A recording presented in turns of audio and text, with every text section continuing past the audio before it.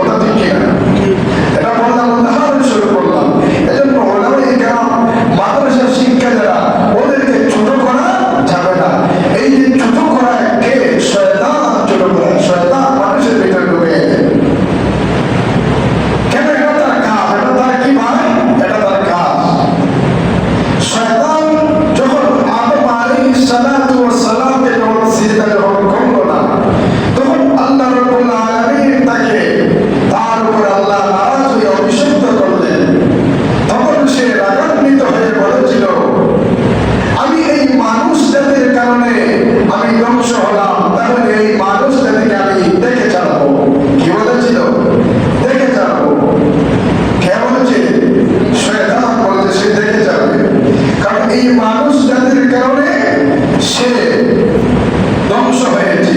কারণ আদম আলাইহিস সালাতু ওয়াস সালামকে আল্লাহ বলেছেন সিজদা করো, ওই সিজদা না করার কারণে তার অহংকারের কারণে সে সিজদা করলো না। আদম মানুষকে মানুষ না, এজন্য সে তার ভিতরে এই এখনো তার এই রাগ রয়েছে, তার রাগের কারণে সে বলেছিল যে মানুষ জাতিকে আমি দেখে যাবো, তাদের ডান দিক থেকে, পিছন দিক থেকে, সামন দিক থেকে, সব দিক থেকে তাদের সাথে শত্রুতা করবো। কে বলেছিল? শয়তান বলেছিল। আর এই শত্রুতা কি দিয়ে? কুমন্ত্রণা দিয়ে। কি মন্ত্রে শত্রুতা করবে? কুমন্ত্রণা দিয়ে। আল্লাহ রাব্বুল আলামিন কোরআনে কারীমে বলেন কিভাবে শয়তান মানুষকে ধোঁকা দেয়। কি বলেছিল?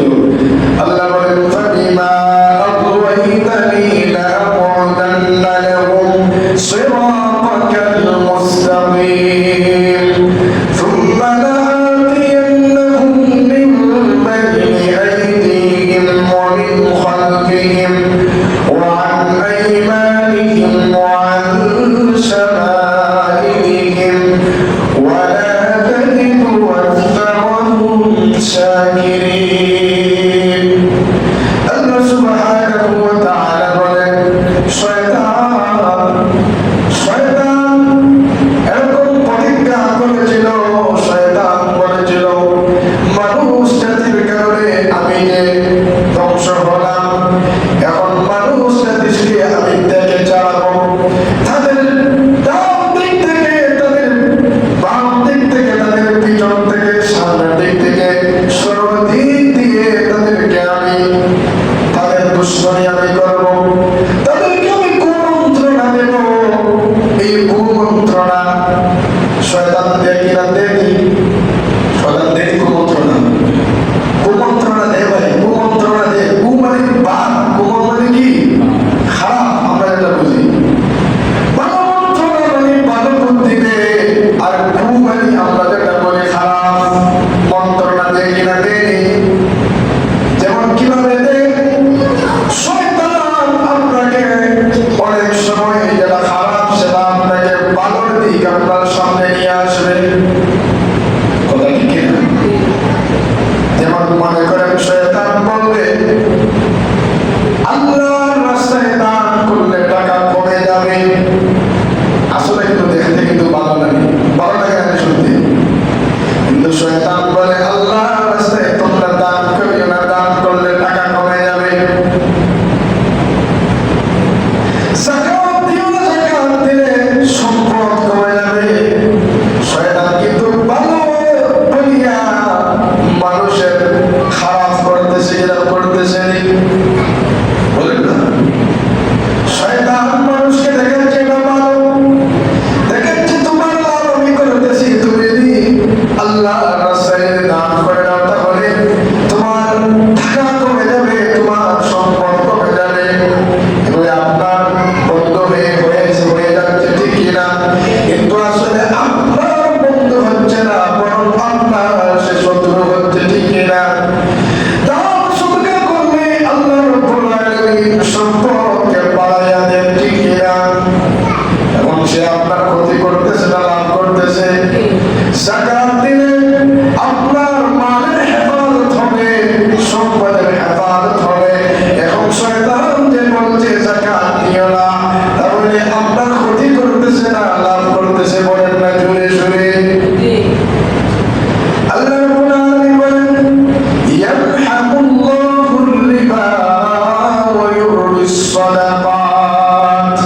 আল্লাহ সুবহানাহু ওয়া তাআলা বলেন মানুষ দান সাদকা করলে সম্পদ বৃদ্ধি হয়, আর এর বিপরীত হলো মানুষ যদি অন্যায়ভাবে অবৈধভাবে টাকা যদি উপার্জন করে, সুদের ব্যবসা করে, তাহলে মানুষের ওই সম্পদটার মধ্যে বরকত হয় না, ওই সম্পদের মধ্যে কি হয় না? বরকত হয় না, বরকত মোচন করে দেন আল্লাহ রাব্বুল আলামিন। আর যদি হালাল পথে যদি উপার্জন করে, যদি ওই সম্পদটা যদি আল্লাহর রাস্তায় যত বেশি দান করবে, তত বেশি ওই সম্পদে বরকত হবে। আবার বলেন সুবহানাল্লাহ। শয়তান বিভিন্নভাবে মানুষকে ধোঁকার মধ্যে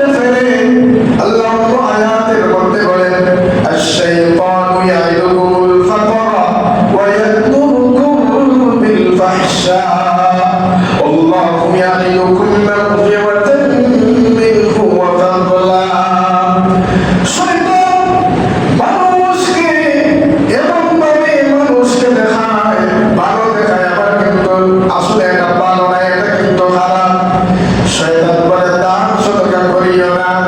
দান সদকা করলে টাকা পয়সা কমে যাবে, কিন্তু আবার কিন্তু খালি এই দোষ করে না, আবার এই যে দান সদকা না করার কারণে, যাকাত না দেওয়ার কারণে যে শাস্তির মধ্যে আপনাকে পালাইতেছে কিনা, বলেন না পালাইতেছে কিনা? যাকাত না দিলে একটা ফরজ আদায় হলো না, একটা ফরজ কাজ থেকে আপনার সে বঞ্চিত করে রাখলো, ঠিক কিনা? আর যে আপনার যে আল্লাহর রাস্তায় আপনি দান করলে, আল্লাহর দেওয়া নিয়ামত থেকে, আল্লাহর দেওয়া সম্পদ থেকে আপনি যে দান করলে, আপনার যে মাল যে বৃদ্ধি হবে, আপনার যে মালের যে বরকত আসবে, ওই বরকত থেকে আপনাকে বঞ্চিত করতেছে। কিন্তু আল্লাহ রাব্বুল আলামিন এই বিপরীত হচ্ছে, আল্লাহ রাব্বুল আলামিন বান্দাকে বান্দা ক্ষমা করেন এবং অনুগ্রহ দান করেন। কে? আল্লাহকে দান করেন। আল্লাহ রাব্বুল আলামিন ইয়াইকুম মাগফিরাতাম মিনহু ওয়া ফাদলা, আল্লাহ বান্দাকে মাফ করে দেন, বান্দাকে আল্লাহ অনুগ্রহ দান করেন। কিন্তু শয়তান কিন্তু আপনার দুশমনি করেছে, শয়তান কি করে আপনার দুশমনি করতেছে, কিন্তু আল্লাহ বান্দাকে মাফ করে দেন, অনুগ্রহ দান করেন। আল্লাহ রাব্বুল আলামিন মানুষকে তার প্রিয় বান্দা-বান্দী যখন আল্লাহর রাস্তায় যখন দান করে, তখন আল্লাহ তার সম্পদ দুই ভাবে বৃদ্ধি করে দেন। একটা ভাবে হচ্ছে হয়তো তার টাকা পয়সা বাড়িয়ে দিবেন, অথবা তার সম্পদের মধ্যে আরো বারাকা দান করবেন, বলেন না সুবহানাল্লাহ। শয়তান আরো বিভিন্ন ভাবে মানুষকে কুমন্ত্রণা দিয়ে থাকে, যেমন বলে এখন না আগামীতে করবো। মানুষের ভিতরে এরকম আসে কিনা, হয় কিনা?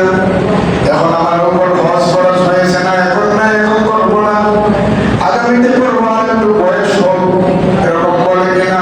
টাকা পয়সা এখন আসে, আরো কিছু টাকা হোক, আরো কিছু টাকা হলে আমি আল্লাহর বাড়ি যাবো, এরকম বলে কিনা? আমার এখন বয়স হয়ে নাই, বয়স এখন আমার কম হয়েছে, আর একটু আমার বয়স বাড়ুক, তখন আমি বেশি বেশি আল্লাহকে ডাকবো, এরকম বলে কিনা? আমার এখন বয়স কম আছে, এখন আমার বয়স কম আছে, বয়স যখন হলো তখন কিন্তু আমি দাঁড়িয়ে রাখবো, বলে কিনা? এখন আমার বয়স কম, বয়স কমের কারণে আমার ইচ্ছা যারা আমার মতো আরো আছে তাদের মতো আমি গান বাজনা করবো, নাচ গান করবো, এরকম বলে কিনা? শয়তান এরকম বলে কিনা? আগামী চক্র আগামীতে করবো, এটা কিন্তু শয়তানের বন্ধনে একটা ওয়াসওয়াসা। এজন্য আল্লাহ রাসূল বলেন, ইবতাগিল খামসান ক্বাবলা খামসিন, পাঁচটা জিনিস আসার পূর্বে এই পাঁচটা জিনিসের মূল্যায়ন করতে হবে। কয়েকটা জিনিস লক্ষ্য করে শুনুন। আল্লাহ রাসূল বলেন, পাঁচটা জিনিস আসার পূর্বে পাঁচটা জিনিসের মূল্যায়ন করতে হবে। সাবাবাকা ক্বাবলা হারমিকা, প্রথম নম্বর হলো বার্ধক্য আসার পূর্বে যৌবনকে কাজে লাগাতে হবে। প্রথম নম্বর কি? আপনি বৃদ্ধ হওয়ার আগে আপনার যৌবনটাকে কাজে লাগাতে হবে। আল্লাহ রাব্বুল আলামিন সাত ব্যক্তিকে আরশের ছায়ার নিচে জায়গা দিবেন। কয় ব্যক্তিকে?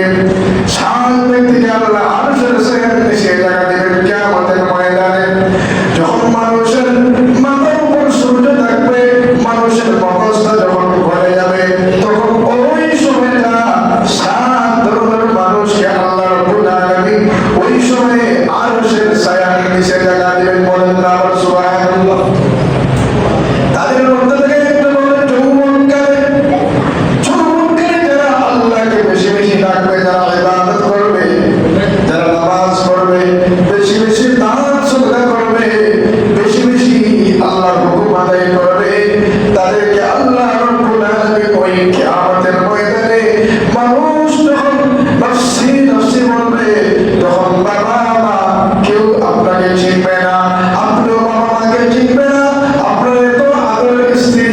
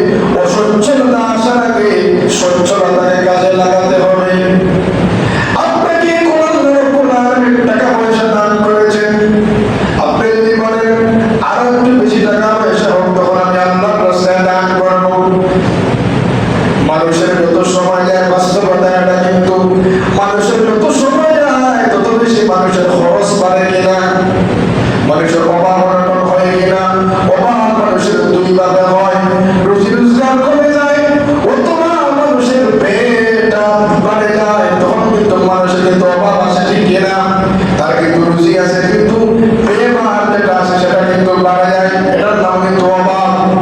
এটার আল্লাহ রাসূল বলেন অবিনা কাবলা ফাকরি, সচ্ছলতাকে অসচ্ছলতা আসার আগে সচ্ছলতাকে কাজে লাগাও।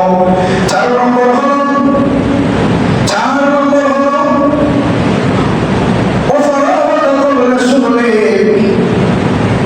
তুমি এখন অবসর আছো, অবসর সময়কে কাজে লাগাও। তোমার যখন তুমি অবসর তুমি থাকতে পারবে না, এমন এক সময় আসবে যখন তুমি অবসর নাই, তো ব্যস্ততা, তোমার ব্যস্ততা আসার আগে তোমার অবসর কাজকে অবসর সময়কে তুমি কাজে লাগাও। এখন তুমি অবসর সময় আছে, তুমি এখন বেশি বেশি আল্লাহকে ডাকো। যখন তোমার ব্যস্ততা আসবে তখন তুমি আর আল্লাহকে ডাকতে পারবে না, কথাটা ঠিক কিনা? 5 নম্বর এটা বলে শেষ করে দেব। 5 নম্বর হলো ওয়াহায়াতাকা ক্বাবলা মাউতিক, মৃত্যু আসার পূর্বে তোমার জীবনটাকে তুমি কাজে লাগাও। মৃত্যু আসার পূর্বে তোমার জীবনটাকে তুমি কাজে লাগাও। মৃত্যুর কোনো দুনিয়াতে আসার সিরিয়াল আছে, যাওয়ার কোনো সিরিয়াল নাই, কথাটা ঠিক কিনা? বাবা থেকে সন্তান যায় কিনা দুনিয়া থেকে, যায় না? এই 5টা জিনিসের উপর যদি কোনো মানুষ যদি আমল করে যায় তাহলে তার জীবন ধন্য হয়ে যাবে। প্রথম নম্বর হলো বার্ধক্য আসার পূর্বে যৌবনকে কাজে লাগাও। 2 নম্বর হলো তুমি সুস্থ যখন আসো, অসুস্থতা আসার পূর্বে তোমার সুস্থতাকে তুমি কাজে লাগাও। 3 নম্বর হলো তুমি এখন সচ্ছল অবস্থা তোমার আছে, তুমি অসচ্ছল যখন অসচ্ছলতা আসার আগে তোমার সচ্ছলতাকে তুমি কাজে লাগাও। 4 নম্বর হলো তুমি এখন অবসর আছো, অবসর কাজকে অবসর সময়কে তুমি কাজে লাগাও ব্যস্ততা আসার পূর্বে। 5 নম্বর হলো মৃত্যু আসার আগে তোমার জীবনকে তুমি কাজে লাগাও। এই 5টা জিনিস আজকে বললাম। আজকের মূল টপিকটা যেটা ছিল, আলোচনার সারমর্ম যেটা ছিল, আলোচনার বিষয় যেটা ছিল, সেটা হচ্ছে শয়তান কিভাবে মানুষকে ওয়াসওয়াসা দেয়। ওই বিষয়টা বললাম। ওই বিষয়টা বলার কারণ হলো শয়তান কিন্তু বলে আগামীতে করবাই, আগামীতে করবাই। এখন তোমার বয়স আরো হয় নাই, এখন তোমার বয়স হয় আগামীতে করবাই, আগামীতে হজ করবাই, আগামীতে এই করবাই সেই করবাই বলে কিনা শয়তান? শয়তান বিভিন্ন ওয়াসওয়াসা দিয়ে থাকে। ওই শয়তানের ওয়াসওয়াসা থেকে দূর হওয়ার একটা উপায়, এক উপায় হলো যখন আপনাকে আমাকে শয়তান যখন ওয়াসওয়াসা দিবে তখন কোরআন থেকে আল্লাহ রাব্বুল আলামিন বলেন ওয়া ইম্মা ইয়ানজাগান্নাকা মিনাশ শাইতানি নাযগুন ফাস্তাঈয বিল্লাহ। শয়তান যখন মানুষকে যখন ওয়াসওয়াসা দিবে তখন তুমি আউযু বিল্লাহি মিনাশ শাইতানির রাজিম বেশি বেশি পড়বা। কি পড়বা? কি পড়বা? আউযু বিল্লাহি মিনাশ শাইতানির রাজিম। যখন বুঝবো আমরা শয়তান ওয়াসওয়াসা দিতেছে তখন আমরা কি পড়বো?